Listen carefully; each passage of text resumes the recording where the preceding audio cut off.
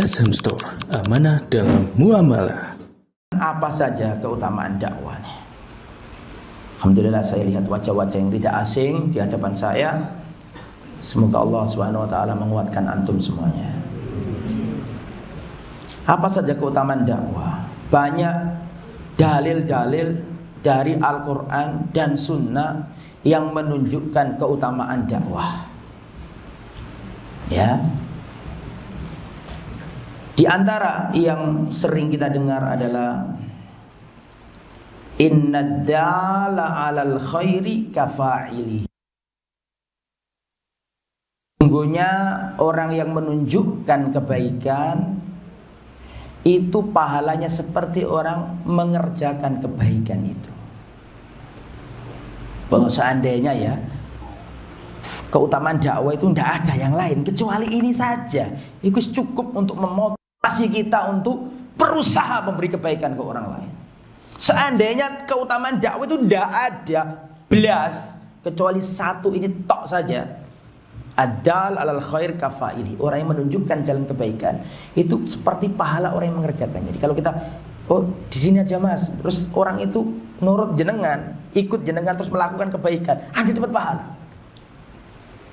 Lihat cucunya makan tangan kiri, nak kalau makan tangan kanan, tidak boleh tangan kiri sayang. Setelah itu terpatri dalam bocah kecil ini selalu makan selalu tangan kanan. Besok diulangi tangan kiri, diingatkan lagi sampai terpatri dalam hatinya anak kecil ini kalau makan tangan kanan. Itu meskipun sampean mati, cucu sampean ini terus berdewasa, sampean terus dapat pahala.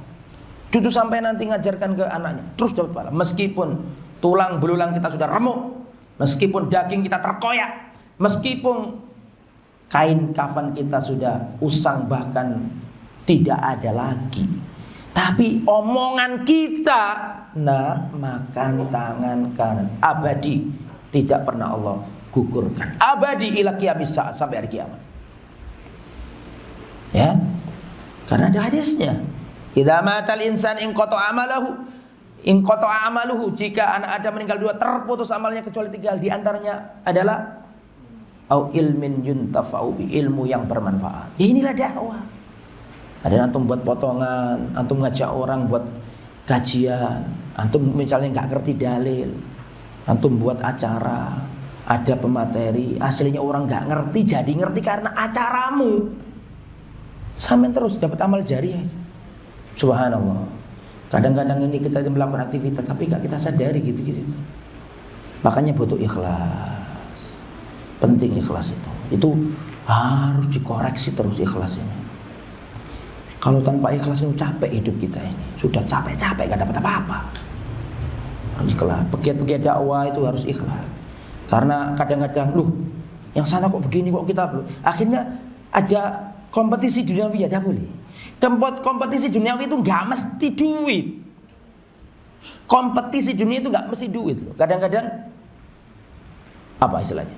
Kadang-kadang popularitas. Itu kita harus senantiasa bercapek-capek untuk menasihati hati kita itu. Masalah satu ini. Ya, karena kalau tanpa ikhlas itu percuma kita ini.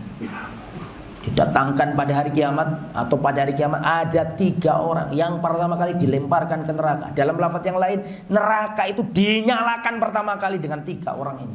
Salah satu diantaranya adalah penyebar kebaikan, menyampaikan kebaikan.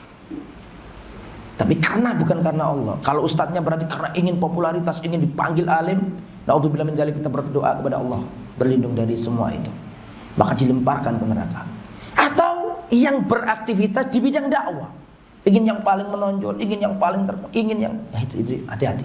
Terus kita harus bercapek-capek nasihati diri kita tentang ikhlas. Ma'alastu syai'an asyadda alayya min niyati. Kata para ulama salaf, tidak pernah aku mengobati sesuatu ya lebih dahsyat melebihi aku mengobati hatiku. Karena selalu berubah-ubah. Ad-dal alal khair kafa'ilihi. Innad dala alal khair kafa'ilihi. Ya, penunjuk jalan kebaikan itu seperti pelaku kebaikan. Ada seorang laki-laki datang ke Nabi saking pengennya bantu Nabi. Atan Nabiya sallallahu alaihi wasallam rajulun yastahmiluhu. Seorang laki-laki datang ke Nabi ingin membantu Nabi membawakan barangnya Nabi. Nabi manusia biasa, Nabi ke pasar, Nabi belanja, Nabi ada barang yang dibawa. Maka ada seorang laki-laki datang ke Nabi ingin membawakan barangnya Nabi. Atan Nabiya sallallahu alaihi wasallam rajulun yastahmiluhu. Seorang laki-laki datang ke Nabi karena ingin bantu Nabi membawakan barang bawaannya Nabi. Kemudian falam yajid indahu ma yahmiluhu. Ternyata Nabi nggak ada sesuatu yang bisa dia bantu dari Nabi. Artinya Nabi membawa, bisa jadi Nabi nggak bawa apa-apa, atau bisa jadi bawa sesuatu yang nggak usah bantuan orang lain. Artinya Nabi mengatakan sudah, aku nggak ada masalah dengan ini. Falam yajid indahu ma yahmiluhu. Orang ini tidak menjumpai apa yang bisa dia bantu dari Nabi, karena Nabi mungkin barangannya nggak banyak dan seterusnya. Fadallahu ala akhor, maka Nabi ngomong sama orang ini, antum mau bantu kan? Itu tolong dibantu orang itu. Fadallahu ala akhor, kata Nabi, membantu saya sudah, saya nggak usah dibantu, tidak ada. Tapi itu ada orang kesusahan, sama bantu itu. Fahamalahu, maka dia bantu orang lain. Sudah bantu orang lain, orang itu datang ke Nabi. Maka Nabi ngomong, innadal alal khairi kafailihi. Sesungguhnya menunjukkan kebaikan itu seperti pelakunya. Padahal sekedar apa tadi? Sampai bantu orang itu. Nek ngono tok, tapi pahala itu seperti kita ikut ngangkat karena menunjukkan jalan kebaikan. Apalagi sampean buat kajian, nerangkan sholat, nerangkan zakat, nerangkan muamalah yang bener kayak begini loh. Terus orang ikut, betapa pahalanya banyak dari antum semuanya nih. Nah, itu ya, jadi harus ditanamkan dalam hati kita.